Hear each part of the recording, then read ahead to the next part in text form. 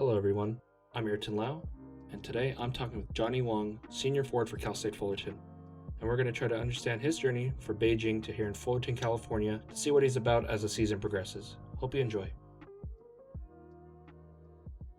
My first question to you, if you could just explain your journey in basketball real quick. When did it all really start?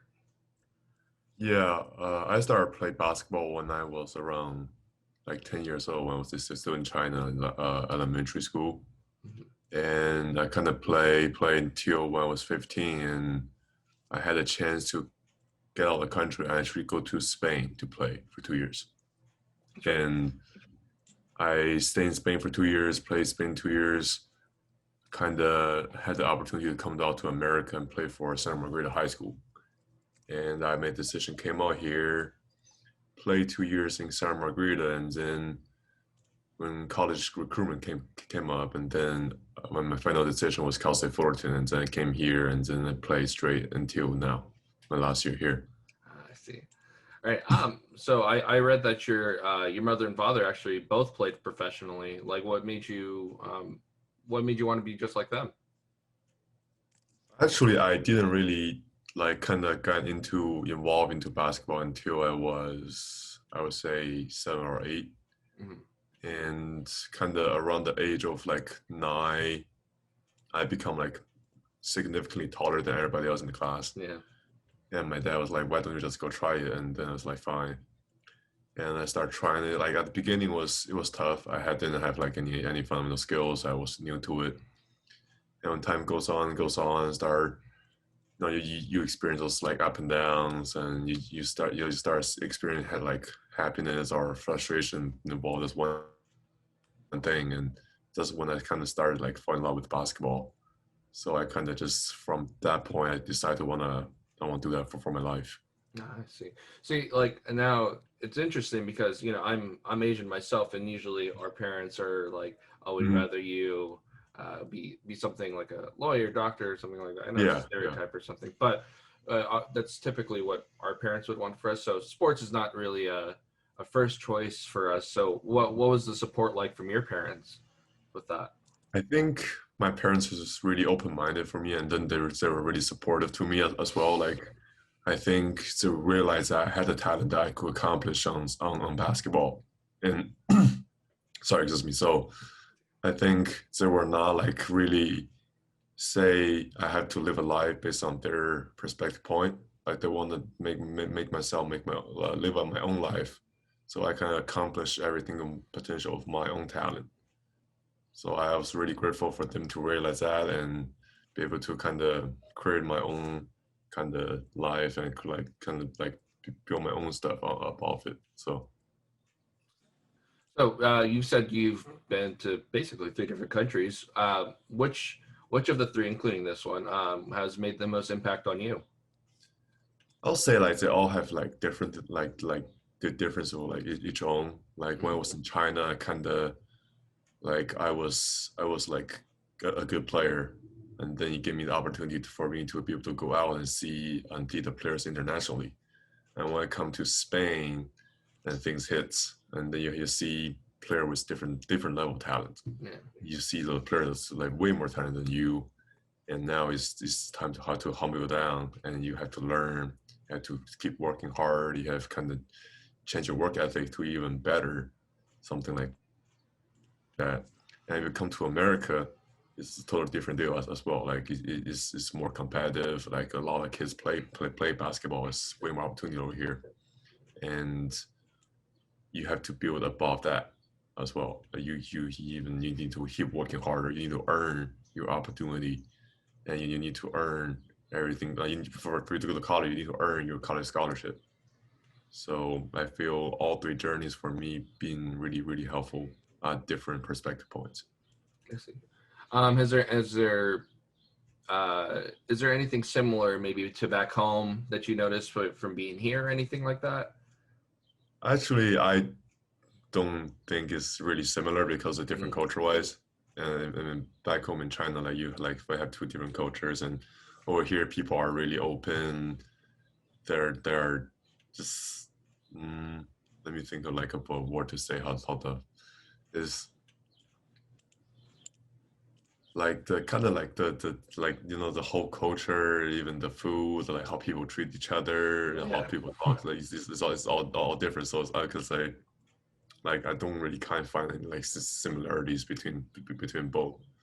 But I think like when I come over here, I kind of adjusted kind of fast, so I could like Mm. blend in and kind of still just live with the culture of America, like pretty well still. So Do you think it was kind of hard trying to adapt for a little bit of everything? I know yeah. I've been to many different, Mhm, or I was around Asia a while too, and it's mhm. kind of hard to understand their culture and then just try to adapt like immediately, especially if you're there for quite a long time. Do you have any troubles with that or anything? Or Yeah, I think at the beginning because like I was like came here when I was like 17, and then it was like as a kid, it's difficult for you to adjust to a culture without being open. I think at the beginning I wasn't really that open for me to adjust to something. And when time goes on, I kind of start feeling like, okay, it's time to just accept things and start going on and kind of start make yourself moving, make yourself get better. And I feel at the beginning, I think the open mindedness is essential for everybody to just like get involved with a new environment or new culture. If you are being closed, then it will be really hard for you to kind of adjust to it. I see. Um, Fullerton is not much. Fullerton is not much of a city. Obviously, it's a Mhm. little Yeah. different than LA and and all the other stuff. So, how was it trying to adjust? I know you said you said to Rancho Santa Margarita, correct? Hmm. So, how was it trying to adjust coming from Spain and then going to kind of like a smaller scene over here? Um, it's like two different things too. Like Spain is different because where I was staying, it was like a big, huge dorm with a bunch of all the players from European. So it could let me we do speak English with each other, but we only lived in the same area with a bunch of people. Mm. When I come to America, I had a great host family. They took care of me for the whole high school career, like the whole 2 years. It took like we still have a really great relationship with each other. And when you come to college, it's time that everything's on your own and you take yourself. But I think I kind of had the advantage that I had to take care of myself in Spain by myself. So I Mm-hmm. don't. It's not really hard for me to find. I had to adjust a lot when I come to college. I had to take care of myself as well. So I feel like when I come to college, it's not really hard to transform into the college life. I see. Well, thanks. All right. So basketball it offers quite a diverse crowd where there's a lot of different nationalities that can all come together. We Yeah. can all be a team. There's not a lot of Asians in the professional scene though, and you are probably one of the few on the court. How do you feel about that? I just feel grateful and proud that I could represent my country to be on the NCAA Division One level. I know a lot of friends that like probably like every single one Chinese player that played at D1 level is all my friend, and I'm really grateful that we had the opportunity to represent our country and to compete and get education in America in the NCAA Division One level. So All right. Let's just talk about your game now, real quick. So, this upcoming season, what do you plan to improve for yourself? for me, I because I'm a senior and a lot of like players, like new players coming in. First, I have to be a leader and trying to lead them and make them to make sure they can come in and they can study our system as much as they can in this short amount of time. And also, the coaches are giving me some new responsibilities, and I have to adjust to those new responsibilities and kind of learn myself as well, so I can be able to be productive with the new responsibilities I was given by the coaches. The responsibilities quite changed, especially I know the coronavirus has affected you, and you're not able to see. Maybe you're not able to see your team as much. Is that right?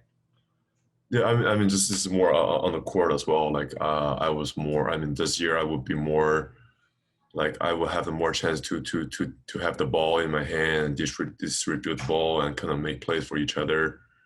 And also because we only have like we only been practicing for a month, I would think. Yeah. And like for the new guys, it's really hard for them to kind of adjust to a new system within the months. So I have to be like a leader and trying to teach them as much as I can. All right. And looking at your stats, you've been improving with around the same amount of minutes. So like how far do you plan to take your improvement for the upcoming season? Can I say that again? Your stats have been improving actually with the same amount of minutes comparing 1 year to the previous season. So how far do you plan to take your improvement for next season? For this upcoming season, I just trying to focus on like I will do my best that I can with the given amount of any time I can get. I mean, this is a thing that I think it's time for me to. I mean, it's not time for me. Just it's always a thing for me to always give my best to every single game, and it's a thing for me to give my best to all my teammates as well. So, for me, I think like it doesn't matter how long I would get. Like for me, I just will focus on to get my best for the whole season through from the beginning to the end. Okay. That's all the serious stuff I have. So I'm gonna ask you a couple fun ones. Okay, if that's okay with you. Yeah. All right. Okay. So which pro players do you try to model yourself after? I don't really have one, but for me to like kind of watch and learn from them, I really learn from Nikola Jokic, and I kind of learn from Nikola Jokic, and there is one more. Like I watch a lot of Carmelo Anthony. Oh, okay. Well, so I like those two guys. I'll say like the mainly two. I watch a lot to just watch the games. Would you say they're your favorite players, or I who do you don't consider really your have favorite? like a favorite player. I mean, at this point, I feel like a lot of great players is in NBA, and they've been playing in NBA right now. So it's fine to watch a lot of great players play against each other. You know what? I searched. I was doing research on you, and I saw you on. I was searching you on YouTube too. You happen to get quite a lot of views on some of the YouTube channels that have your name on it. Like your workouts have like tens of thousands of views. So like, what do you have to say about that? Do you have like a lot of fans back at home, or? I just like feel like if I can like because like for me like the same to say like I'm the only kind of field that came out to America and made to divisional NCAA basketball, and I feel if I can share some of my views, share some of my thought, like what to make me become successful to make through this level, and I will feel like I can if I can help some people at home for them to kind of have to for them to see my thought, get my view, and help them to kind of still can make out in like to this level in the future. And I feel like that's something that I could accomplish about myself. So like for like that's some purpose. I kind of like have some of those videos and like YouTube's online, so that's also so they can see kind of something that I experienced. So maybe they can find their way to accomplish success as well. What do you like to do in your free time? Right now, just kind of because we have like practice right now, so kind of just free time. I kind of just really just rest in the room or like kind of read books, and then that's about it. Do you have any favorite restaurants you have in Fullerton or in Orange County in general?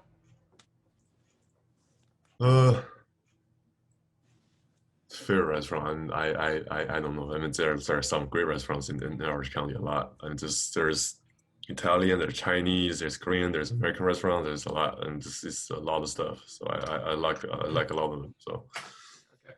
And my last question: if you weren't a basketball player today, what would you have probably done instead? Oh, if I'm not a basketball player? Yeah. If you weren't playing any basketball, what do you think you'd be doing today? Damn, this is tough.